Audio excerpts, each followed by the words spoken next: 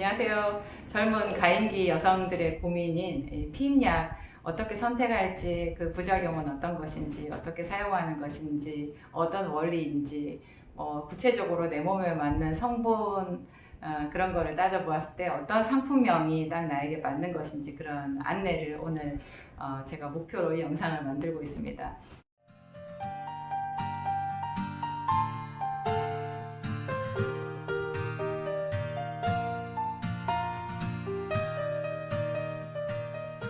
여기서 잠깐 여러분, 응급 피임약과 일반적인 피임약을 구별하셔야 돼요. 오늘 제가 설명드리는 것은 매일 먹는 일반적인 피임약을 말하고요. 보통 젊은이들이 약국에 와서 머뭇머뭇하면서 찾는 피임약이 있어요. 자세히 이야기를 들어보면 사후 피임약을 찾으시는 거예요. 말하자면 한 번 먹는 응급 피임약을 찾으시는 거죠. 응급 피임약은요, 오늘 제가 설명드리는 약하고는 전혀 다르다는 것. 응급 피임약은 그러니까 수정란이 자궁벽에 착상하는데 한 5일에서 6일 정도 시간이 걸리거든요. 그래서 그 틈바구니에 이제 들어가서 착상이 되지 않게끔 하는 그런 원리예요. 얼핏 생각해보면 매일 먹지 않아도 되고 그때그때 내가 필요할 때만 먹어서 임신을 피해갈 수 있으니까 너무 좋은 방법일 것 같지만 여러분 이거 피임 실패율이 너무너무 높아요. 그리고 이 약이요, 프로게스테론, 그 프로게스틴 함량 있잖아요. 그거를 기준으로 봤을 때 2세대 피임약의 프로게스틴 함량의 거의 10배의 농도가 들어가 있는, 그러니까 조금 무식하게 말을 하면 피임약을 한꺼번에 10알 정도 먹는 거랑 비슷한 정도의 세기예요. 얼마나 몸이 많이 망가지겠어요. 어쩌다가 정말 응급할 때 한 번씩 쓰는 거죠. 이거를 자꾸자꾸 반복해서 쓰는 일반적인 피임 방법으로 오해하시면 안 된다는 것 여러분 꼭 기억하시기 바랍니다. 피임약은 요즘에 단순히 피임을 할 목적으로만 쓰는 것이 아니라 이제 생리 주기를 미루거나 아니면 불규칙한 생리 주기를 이제 맞추기 위해서 의학적인 목적으로 쓰는 경우도 아주 많아요. 이제 여행을 갈 때 생리 기간이 걸리면 곤란하니까 그럴 때 이제 피임약을 먹으면 생리를 미룰 수 있죠. 당기지는 못해요. 그리고 아주 생리 주기가 불규칙한 사람들 그 피임약을 꾸준히 복용하다 보면 그 피임약은 보통 21일을 먹고 일주일을 쉬는, 그렇게 해서 총 28일 주기로 가는데요. 그 쉬는 휴약 기간이 생리 기간으로 맞춰지거든요. 그래서 이걸 이용해 가지고 생리 주기를 조절하는 목적으로도 써요. 생리 주기를 조절하는 목적으로는 약국에서 피임약을 사서 먹는 사람들도 있겠지만 아마 대부분은 병원에서 의사가 처방해 주는 약을 드실 거예요. 그러면 이 피임약의 주 목적인 그 피임의 원리는 어떤 것일까요? 생리 주기 동안 이렇게 아주 섬세하게 조정이 되는 여성 호르몬이 4종류가 있는데요. 특별히 피임약의 성분으로 들어가는 것은 그 중에 딱 2가지예요. 하나가 에치닐 에스트라디올, 이거는 에스트로겐 여성 호르몬이고요. 또 하나는 프로게스틴이라고 해서 이 프로게스틴이 이제 또 몇 가지 성분으로 나뉘는데 그걸로 기준으로 해서 뭐 피임약을 1세대, 2세대, 3세대, 4세대 뭐 이렇게 나누거든요. 요즘에 1세대는 아예 쓰고 있지 않고요. 뭐 2세대부터 4세대까지 있는데 사람들이 대충 생각할 때 4세대가 제일 나중에 나온 약이고 그러면 4세대가 제일 좋지 않냐 그러는데 전혀 그건 아니고요. 4세대가 가장 위험한 큰 부작용인 혈전 부작용이 있어요. 그래서 의사가 아주 세심하게 관찰해서 처방해야 된다라는 그런 취지로 처방약으로 만들어 놓은 것이니까요. 그것을 안전하고 좋은 약이라고 오해하시면 안 된다는 거. 그러면 어떤 원리로 이 피임이 되는 것일까요? 쉽게 설명드리면 우리 몸을 착각하게 만드는 거예요. 임신이 되었다라는 것으로. 이미 임신이 되었으면 새로운 배란을 안 하게 되잖아요. 이제 매달마다 새로운 난자가 이제 성숙해서 밖으로 나오는 배란이 일어나게 되는데요. 그 배란을 억제하는 거예요. 이미 임신이 되었으니까. 이제 그런 이미 임신이 된 것처럼 우리 몸속의 호르몬을 이제 일정한 농도로 만들어져 가지고 속이는 거죠. 그렇게 해서 이제 피임을 하게 만드는 그 원리인 거예요. 피임약을 먹는다고 해서 이제 사람들이 가장 크게 우려하는 것은 내가 나중에 피임약을 오래 먹다 보면 임신이 되지 않는 거 아닌가, 뭐 이런 걱정을 제일 많이 하시고, 또 피임약을 먹어도 피임을 실패해서 임신이 되는 거 아닌가, 그 두 가지 걱정을 제일 많이 하시는데요. 이 두 가지 걱정은 다 내려놓으셔도 돼요. 피임약을 제대로 복용하기만 하시면 어떤 피임법보다도 성공률은 가장 90% 이상, 한 95% 이상 확실하고요. 그 다음에 뭐 피임약을 오래 먹는다고 해서 나중에 임신을 원하는데 임신이 안 된다라는 것도 거의 없대요, 연구 결과상. 그렇지만 많은 또 다른 뭐 이렇게 유튜브나 이런 데서 피임약의 부작용이 없다는 식으로 이렇게 많이 말씀을 하시는데, 저는 그렇게 말하고 싶진 않고요. 피임약은 정말 심각한 부작용을 가지고 있어요. 그래서 저는 애시당초 처음에 피임약을 먹지 말아야 되는 사람부터 먼저 말씀드리고 싶어요. 절대로 피임약을 먹으면 안 되는 사람, 혈전 병력이 있는 사람은 먹으면 안 돼요.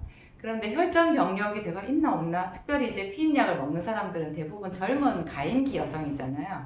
혈전이 가장 문제가 되는 그런 연령대는 40이 훨씬 넘은 뒤거든요.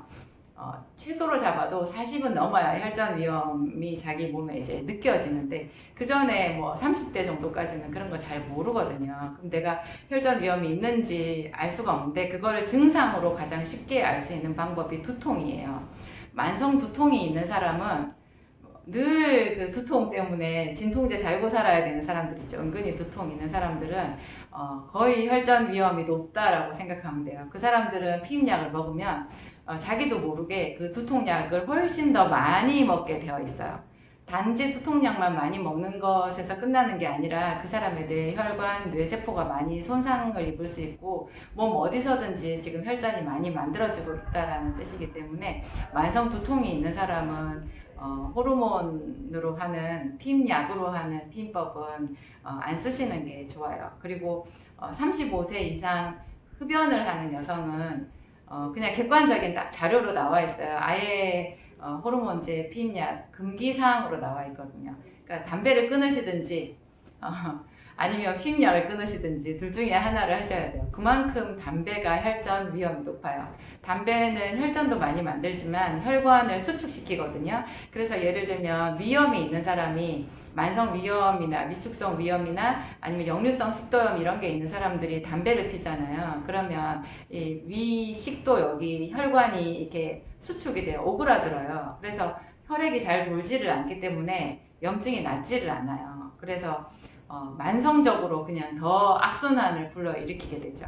그만큼 이 담배는 혈관, 혈액에 안 좋은 영향을 미치는데요. 흡연하는 여성은 뭐 제 생각에는 35세 이상이 아니라고 해도 피임약을 드시면 안 되는 걸로 그렇게 이해하시면 돼요. 저는 예전에 피임약을 먹었을 때 엄청난 두통에 시달렸었거든요. 그리고 그 피임약을 먹었더니 턱 밑에 굉장한 여드름이 생겼었어요. 정말 창피할 정도로 여드름이 많이 생겼는데, 여성들 입술 밑에 턱에 여드름이 많이 생기는 것은 자궁의 어혈을 말하는 거거든요. 그러니까 피임약을 먹으면 그 어혈이라는 게 많아지죠. 어혈을 현대식 용어로 표현하는 것이 혈전이고요. 어혈이 많아지면 자궁 속이 찌꺼기가 정말 많이 생기고, 제가 봤을 때는 그런 것 같아요. 제가 실제로 피임약을 많은 사람들한테 써보고 또 제가 먹어봤을 때도 그렇고 생리양이 많이 줄어요. 굉장히 많이 줄어요. 그래서 생리양이 굉장히 많은 사람들, 그 생리양을 줄어들게 하기 위해서 병원에서 그 호르몬제를 처방하기도 하거든요. 근데 생리양을 호르몬제를 통해서 줄여서 이렇게 치료를 하게 되면 당장은 뭐 편할 수 있겠지만, 그것이 반작용으로 그만큼 많은 우리 몸의 어혈을 만들고 혈전을 만드는 그런 안 좋은 점이 있다라는 거 꼭 기억하고 계셔야 돼요. 저는 그때 당시 턱 여드름을 피임약 끊고 감마리놀렌산을 먹고는 완전히 치료가 됐었거든요. 그 감마리놀렌산이, 그러니까 평소에 피임약을 먹을 때 혈전 부작용이나 이 어혈 부작용을 감마리놀렌산으로 많이 해결할 수 있는 그런 부분도 있는 것 같아요. 그러면 이제 제가 어떤 목적으로 무슨 제품을 쓰면 좋은지 구체적인 상품명을 한번 소개를 해드릴게요. 이미 제가 부작용을 많이 말씀드려서 피임약을 먹고 싶은 생각이 없어지신 분들도 있을 텐데, 그렇지만 꼭 필요한 사람들은 복용하셔야 되니까 제가 구체적인 상품명을 소개를 해드리겠습니다. 일단 생리 주기를 조절할 목적으로, 특별히 생리 주기를 이렇게 미루기 위해서 피임약을 드시는 분들은요, 제일 불편한 것이 이제 분명히 복용법에 맞춰서 생리 예정일보다 한 일주일이나 열흘 전부터 이제 한 알씩 먹잖아요. 그래서 내가 원하는 날짜까지 먹으면 그 원하는 날짜까지 이제 생리는 미뤄지고, 그 피임약을 이제 안 먹게 되면 그날부터 생리를 하게 되거든요. 근데 이런 목적으로 피임약을 썼을 때 제일 큰 불편함이 뭐냐, 자꾸 부정출혈이 생기는 사람이 있어요. 분명히 생리를 미뤘는데도 찔끔찔끔 조금씩 출혈이 계속 나와서 이게 불편한 거죠. 속옷에 묻으니까. 이런 부작용 없이 가장 깔끔하게 생리를 미룰 수 있는 그런 약이 중요한데요. 그 약이 3세대 게스토덴 제제예요. 제가 구체적인 상품명을 말씀드리면 디어미, 디어미순, 마이보라, 워시론, 렐리안 이런 것들이 있어요. 이거는 출혈 부작용 빈도가 가장 낮아요. 이 3세대면서 게스토덴 제제가 포함되어 있는 게요, 이게 배란 억제 효과가 가장 강력하다고 하거든요. 그래서 이 출혈 부작용이 적고 생리 주기를 조절할 때는 제가 말씀드린 이 제품들이 가장 요긴하고요. 단순 생리 주기 조절 목적 이외에 이제 우리가 주로 목적이 피임 자체의 목적이잖아요. 그 외에 뭐 피부를 좋게 하는 그런 목적으로 피임약을 드시는 분은 사실 별로 없을 것 같긴 해요. 그렇지만 기왕에 피임약을 먹으니까 피부도 조금 좋아지면 좋겠다, 덤으로 좋아지면 좋겠다, 이런 정도로는 생각할 수 있겠죠. 이제 구체적인 상품명을 제가 말씀드리면 미니보라라고 하는 게 이제 가장 오래된 전통적인 피임약인데요. 이것은 약간 남성 호르몬적인 그런 구조를 가진 성분이 들어가 있어요. 그 안에 들어가 있는 프로게스테론 종류의 그 호르몬이요, 레보노르게스트렐이라고 하는 성분인데, 이게 이제 약간 남성 호르몬 같은 작용이 있어서 여드름이나 또 몸에 털이 나는 다모나 체중 증가 이런 부작용이 있거든요. 그래서 이런 거를 이제 개선을 많이 하는데, 같은 2세대 중에서 에이리스라고 하는 피임약이 있어요. 여러분 약국 가면 쉽게 구할 수 있는데, 에이리스는 미니보라랑 같은 계열의 2세대지만 미니보라보다 각각의 그 에스트로겐 그 프로게스테론 농도를 낮췄어요. 그래서 혈전 위험성도 낮고, 또 아까 제가 말씀드린 미니보라의 그런 부작용을 많이 낮춰서 3세대 아니라 2세대지만 지금도 많이 쓰이고 있는 그런 피임약이 들어가요.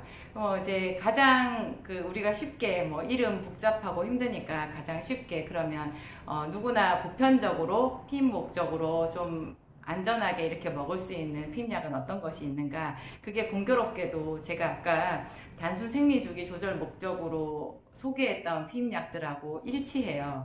그게 이제 3세대이면서 프로게스테론 종류가 게스토덴이라는 것으로 들어가 있는 피임약들이거든요. 그게 제가 이제 이름을 아까도 불러드렸지만 다시 한번 말씀드리면 디어미, 디어미순, 마이보라, 멜리안, 미뉴렛, 센스리베 이런 것들이 있어요.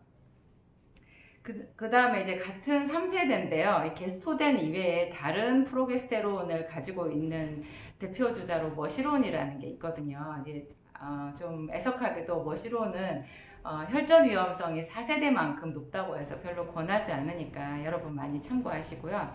4세대 그 피임약으로 이제 야즈, 다이안느, 뭐 야스민 이런 것들이 있거든요. 근데 야즈하고 야스민은요, 이뇨제랑 아주 그러니까 유사한 구조를 가진 그런 성분이 들어있어요. 지금 제가 말씀드리는 이뇨제라는 것은 스피로노락톤이라는 이름을 가진 건데요. 그거랑 아주 유사한, 구조가 유사한 그런 성분이 들어있어서 특별히 이제 호르몬제를 먹고 체중이 증가되고 몸이 붓고 하는 사람들은 이런 종류를 선택하면 이제 좋다. 그렇지만 제가 아까 말씀드린 대로 4세대는 혈전 위험성이 높으니까, 특히나 평소에 두통이 있는 사람, 또 집안에 그 혈전 계보가 있는 사람들 있잖아요. 그런 유전 병력이 있는 사람, 뭐 부모님이 스텐트 시술을 하셨거나 뇌졸중이 있었거나 이런 사람들은, 또 평소에 다리가 많이 저리고 하지 부종이나 또 하지 정맥류가 있거나 이런 사람들은 4세대 의사 처방받아서 먹는 피임약은 되도록 피하시는 게 가장 좋아요. 이런 모든 것을 이제 또 더 한 단계 더 제가 총 정리해서 말씀드릴 때, 그러면 에스트로겐이나 프로게스테론이나 둘 다 함량이 제일 낮은 것으로만 조합이 된 피임약이 있느냐? 있어요. 아까 에스트로겐은 0.02가 작다고 했는데 이게 0.015밖에 안 들어있는 제품이 있어요. 게다가 그 제품이 프로게스테론 그 게스토덴 함량은요 더 낮아서 0.06이거든요. 그것이 디어미순이라는 제품이에요. 이런 호르몬 함량이 가장 낮은 것이 좋다 이렇게 보았을 때는 이런 모든 제품들 중에서 디어미순이 제일 낫다 뭐 이런 결론을 내릴 수도 있겠네요. 그렇게 되네요. 제가 오늘 이 긴 이야기를 여러분에게 드렸는데 마지막으로 여성 호르몬의 부작용을 이제 제가 그 혈전 부작용 내지는 또 체중 증가나 여드름이나 뭐 이런 것들 말씀드렸잖아요. 혈전 부작용이 가장 큰데요. 이런 부작용을 좀 줄일 수 있는 것, 그리고 어떤 사람들은 두통이나 메스꺼움, 뭐 구역감 이런 거를 느끼는 사람들도 있어요. 두통, 메스꺼움, 구역감 이러한 부작용을 사실 줄이려고 하면 아까 말씀드린 에스트로겐, 에치닐 에스트라디올이라고 하는 거를 0.02로 고르시면 되고요. 그것보다 좀 더 낮은 0.015 제품인 디어미순도 좋겠죠. 그렇지만 아무리 이런 것을 낮춰도 결국에는 외부에서 호르몬을 넣어줘서 이제 우리 몸을 착각하게끔 만들어서 피임 효과를 만드는 거잖아요. 그러니까 몸의 부작용은 피할 수 없는데요. 이런 두통이나 메스꺼움, 구역감, 뭐 그 외 여러 가지 부작용들 총괄해서 이런 부작용들을 줄일 수 있는 영양 성분이 있는데 누구나 다 이렇게 강조하는 것이 비타민 B예요. 여기서도 비타민 B가 빠질 수 없죠. 제가 항상 비타민 B는 여러분 제일 기본적인 전 국민이 먹어야 되는 영양제예요. 이렇게 말씀드리는데 이 여성 호르몬 피임약을 먹는 사람들도 비타민 B가 굉장히 중요해요. 웬만하면 비타민 B를 제가 늘 말씀드리는 100단위로 들어가 있는 거를 드시고요. 마그네슘도 복용하시면 좋고 또 혈전이 문제가 될 수 있으니까 혈전으로 따지자고 하면 오메가3, 감마리놀렌산, 레시틴 이런 것들이 좋아요. 물론 이 모든 것을 다 먹을 수는 없겠지만 여러분들 호르몬제를 먹고 계시다고 하면 되도록이면 먹는 기간을 짧게 잡으실 것, 그 다음에 이런 영양 성분들을 보충해서 복용해서 자기 몸에 소리 없이 찾아오는 그런 부작용을 최소화하는 것 꼭 기억하시면 좋겠습니다. 감사합니다.